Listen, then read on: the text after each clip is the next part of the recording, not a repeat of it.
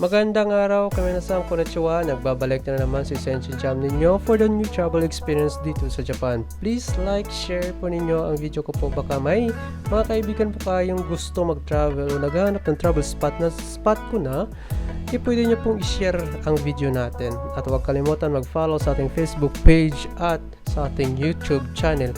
Kung may gusto pa kayong ipa-shoutout ng vlogger, comment lang po kayo sa comment section. At isi-shoutout natin sa susunod na vlog.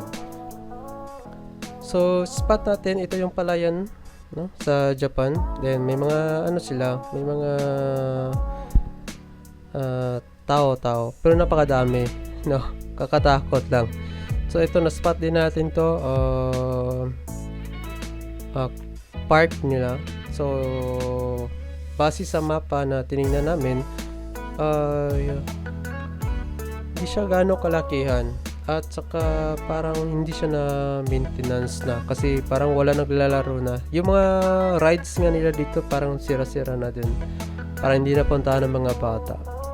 So pero yung view maganda, so maganda to.